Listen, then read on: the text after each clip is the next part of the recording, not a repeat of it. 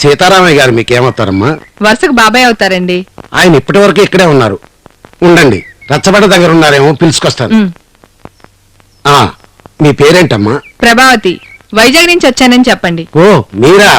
మీ గురించి సీతారామయ్య గారు సుజాతమ్మ ఎప్పుడు చెప్తుంటారమ్మా. ఉండండి, సీతారామయ్య గారిని తీసుకొస్తాను. అలాగేనండి. ఏం సుజాత, ఆ దేవుని ఏమని కోరుకుంటున్నావు? మంచి మొగుడు రావాలనా? కాదు మావయ్య, తాతయ్య ఆరోగ్యం బాగుండాలని. సరే సరేలే, ఇద్దరు బాగానే సరిపోయారు. నీ గురించి ఆయన గురించి నువ్వు ఎప్పుడూ తలుచుకుంటూనే ఉంటారు. మరి నాకు అమ్మైనా నాన్నైనా తాతయ్యే కదా మావయ్య. నువ్వింత మంచిదానివైనా నీ చిన్నప్పుడే అమ్మా నాన్నను చంపేసి ఆ దేవుడు నీకు అన్యాయం చేశాడే. లేదు మావయ్య, ఆ దేవుడు ఎప్పుడూ నాకు అన్యాయం చేయడు. సరే సరేలే, మంచి దేవుణ్ణే కొలుస్తున్నావు. మీ ఆయన వెళ్ళింది ఏ దేశం? సింగపూర్ బాబాయ్. అక్కడికి నువ్వెప్పుడు వెళ్తావు? ఇంకా ఎంత లేదన్నా 2 ఏళ్ళు పడుతుంది. ఏం బాబాయ్?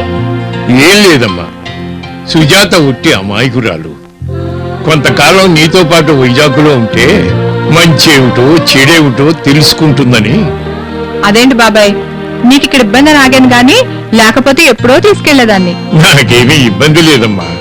ఈసారి దేవుడి దయ్యంలో పంట బాగా పండితే దాని పెళ్లి కూడా చేసేద్దాం అనుకుంటున్నాను. దాని పెళ్లి సంగతి నాకు వదిలేండి బాబాయ్. దానికే బంగారు బొమ్మ. కట్నం తీసుకోకుండా పెళ్లి చేసుకునే వాళ్ళు బోల్డ్ మంది దొరుకుతారు. సుజాత ఏంటి బాబాయ్ ఇంకా రాలేదు? అమ్మా, సుజాత నీతో ఉంటే నీకేమీ ఇబ్బంది లేదుగా. అదేంటి బాబాయ్ అలా అంటావు? పెళ్లికి ముందు జబ్బు చేసి సంవత్సరం పాటు మంచంలో పడుంటే అదే కదా నా పనులన్నీ చేసి పెట్టింది. అంతెందుకు, వీడు పుట్టినప్పుడు రాత్రింపవళ్ళు మేల్కొని చూసుకునేది. దానికి నేను ఎంత చేసినా తక్కువే బాబాయ్.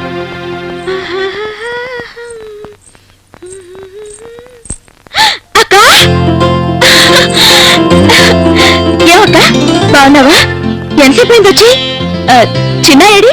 వాడెక్కడ బయట ఆడుకుంటున్నాడు గాని నువ్వేంటి రోజు తాతయ్యని సతాయిస్తున్నావంట?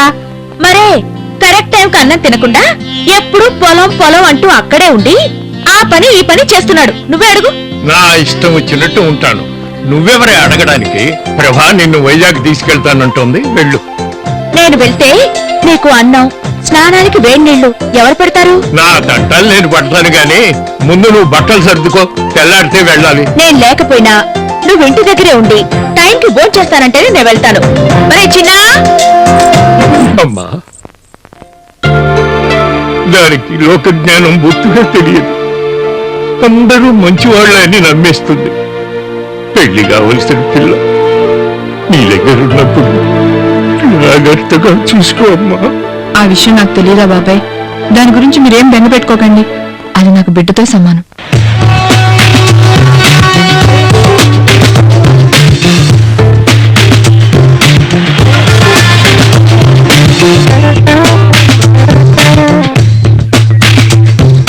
శివా, ఒరే శివా, లేవరా, నేను గుడికెళ్తున్నాను, తలుపేసుకో.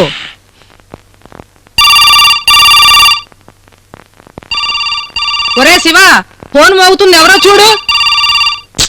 ఎవడరా పొద్దున్నే? నేనరా శివా, చందుని. ఎరా, నిన్న సాయంత్రం ఫోన్ చేస్తే లేవన్నారు. బైక్ కొందామని సికింద్రాబాద్ వెళ్ళానురా. ఫోన్లేరా, నేను హైదరాబాద్ వస్తే ఇంకా ఆటోలో తిరిగే అవసరం ఉండదు. కబూర్లు కాకపోతే నువ్వు హైదరాబాద్ ఎప్పుడు రావాలరా? లేదురా, వీలు చూసుకుని వస్తాను గాని. రే, సాయంత్రం ఒకసారి సిటీ షాప్ కి ఫోన్ చేయరా, నీతో విషయం మాట్లాడాలి. సరేరా. అన్నయ్య, ఆంటీ ఉందా? లేదు. ఏ? 100 రూపాయలకి చిల్లర కావాలి. ఇస్తా గాని మీ అక్క ఎలా ఉంది? ఇదిగో, ఇంకెప్పుడు నువ్వు నన్ను అన్నా అని పిలవద్దే. ఏ, ఎందుకు? నీలాంటి అందమైన అమ్మాయిలు నన్ను అన్నా అని పిలిస్తే నాకు నచ్చదు. ఆగు, ఇదిగో నువ్వు నన్ను అన్నా అని పిలువు గాని ఈ విషయం ఎవరికి చెప్పగే.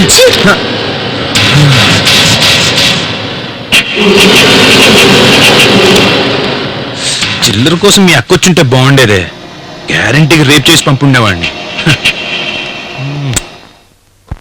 అక్క, నువ్వు తీసుకురమ్మంది ఇదేనా? అదేంటి, కొంప తీసి దీన్ని ఇలాగే తీసుకొచ్చావా? ఏ, షాపాడు కవర్ లాంటిదేమి ఇవ్వలేదా? ఇస్తానని చెప్పి ఇంతలో ఎవరో వచ్చి డబ్బులిస్తే దాన్ని లెక్క పెట్టుకుంటూ కూర్చున్నాడు. కోపం వచ్చి ఇలాగే తీసుకొచ్చా. అంటే దీని చేత్తో పట్టుకుని స్టైల్ గా ఊపుకుంటూ వచ్చావన్నమాట. దారిలో ఎవరు ఏమనలేదా? ఎవరో 2 మగాళ్ళు ఎదురుపడి నీకోసమా అని అడిగారు. కాదు, మా అక్క కోసమని అన్నా. ఎందుకు నవ్వుకుంటూ వెళ్ళిపోయారు. ఇంతకి దేనికిది? టీవీలో ఎప్పుడు చూపిస్తూ ఉంటారు, గుర్తు తెచ్చుకో దెయ్యమా.